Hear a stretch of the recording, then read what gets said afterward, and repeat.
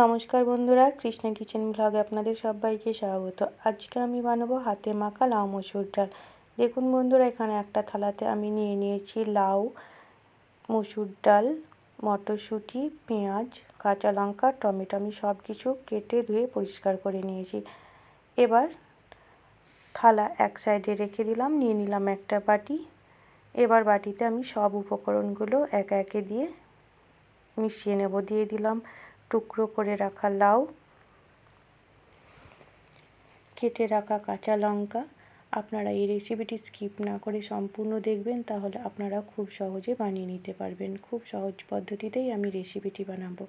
দিয়ে দিলাম কুচিয়ে রাখা পেঁয়াজ, মটরশুঁটি সামান্য পরিমাণ, দিয়ে দিলাম এবার মসুর ডাল। আমি ডাল খুব সুন্দর করে ধুয়ে পরিষ্কার করে নিয়েছি বন্ধুরা। দেখুন আমি ডাল দিয়ে দিলাম কেটে রাখা টমেটো,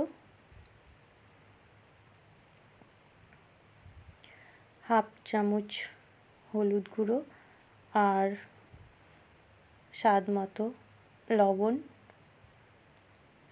আর সামান্য পরিমাণ সরিষার তেল। এই রেসিপিটি খুব কম মশলায় এবং খুব কম উপকরণ দিয়ে রেসিপিটি তৈরি হয়ে যাবে। দেখুন আমি হাত দিয়ে খুব সুন্দর করে সব উপকরণগুলো একসঙ্গে মিশিয়ে নিচ্ছি। এই রেসিপিটি কিন্তু বন্ধুরা হাতে কম সময় থাকলে এবং মোটেও রান্না করতে ইচ্ছে না করলে খুব সহজে আপনারা বানিয়ে নিতে পারবেন। লাঞ্চ বা ডিনারে ভাত বা রুটির সঙ্গে এই রেসিপিটি খেতে কিন্তু দারুণ লাগে বন্ধুরা। এবার গ্যাস অন করে একটা কড়াই বসিয়ে তাতে আমি দিয়ে দিচ্ছি পরিমাণ মতো জল। দেখুন বন্ধুরা, জল গরম হয়ে গেছে। এবার ওই জলের মধ্যেই আমি দিয়ে দেব মিশিয়ে রাখা সমস্ত উপকরণগুলো।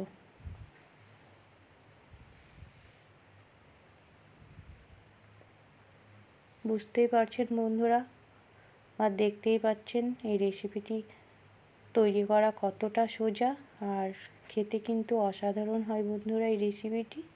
আমি এই রেসিপিটি এখানে মসুর ডাল দিয়ে করছি, আপনারা এখানে মুগ ডাল দিয়েও করতে পারেন রেসিপিটি। খেতেও সেটাও কিন্তু খুব ভালো লাগে। দেখুন আমি সব উপকরণগুলো দিয়ে একটা ঢাকা দিয়ে রাখলাম। কিছুক্ষণ বাদ আমি ফিরে আসলাম। সমস্ত উপকরণগুলো বেশ ডাল প্রায় অর্ধেক সেদ্ধ হয়ে গেছে। এবার একটু নাড়াচাড়া করে আবারও আমি ঢাকা দিয়ে দিলাম। আবারও বেশ কিছুক্ষণ বাদ আমি ফিরে আসলাম। এবার ডাল এবং সবজি বেশ খুব সুন্দরভাবে পুরোপুরি সেদ্ধ হয়ে গেছে। এবার অন্য একটি গ্যাসের চুলায় আমি গ্যাস অন করে বসিয়ে দিলাম তড়কা প্যান। তাতে দিয়ে দিলাম সামান্য পরিমাণ সরিষার তেল আর হাফ চামচ গোটা জিরা আর একটা শুকনো লঙ্কা। এবার সেটা গরম করে আমি ফোড়ন হিসেবে দিয়ে দিব এই ডালের মধ্যে। এতে কিন্তু এই রেসিপিটি টেস্ট খুব সুন্দর হবে। তাহলে দেখুন বন্ধুরা এই রেসিপিটি কত সহজে তৈরি হয়ে যাচ্ছে। এই রেসিপিটি ভাত বা রুটির সঙ্গে খেতে খুবই ভালো লাগে বন্ধুরা। দেখুন আমি একটা চামচের সাহায্যে নেড়ে দিলাম আর দিয়ে দেব সামান্য পরিমাণ চিনি। এতে কিন্তু এই ডালটার টেস্ট আরও ভালো হবে। আপনারা চিনিটা দিতেও পারেন, নাও দিতে পারেন, কিন্তু আমি সামান্য চিনি দিলাম। এতে কিন্তু খুবই ভালো লাগবে খেতে। তাহলে কত সহজে এই রেসিপিটি তৈরি হয়ে গেল। আপনারা অবশ্যই একবার বানাবেন এই রেসিপিটি। আর আমার চ্যানেলে নতুন বন্ধু হয়ে থাকলে চ্যানেলটিকে সাবস্ক্রাইব করে পাশে থাকবেন আর পাশে থাকা বেল আইকনটি ক্লিক করবেন। আর রেসিপিটি যদি ভালো লাগে লাইক শেয়ার কমেন্ট করবেন এবং ফ্রেন্ডস ও ফ্যামিলির মধ্যে প্রচুর শেয়ার করবেন।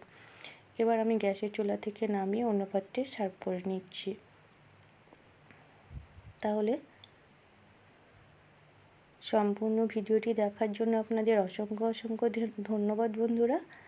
আবারও চলে আসবো নতুন কোনো ভিডিও নিয়ে। ততক্ষণ আপনারা ভালো থাকবেন, সুস্থ থাকবেন।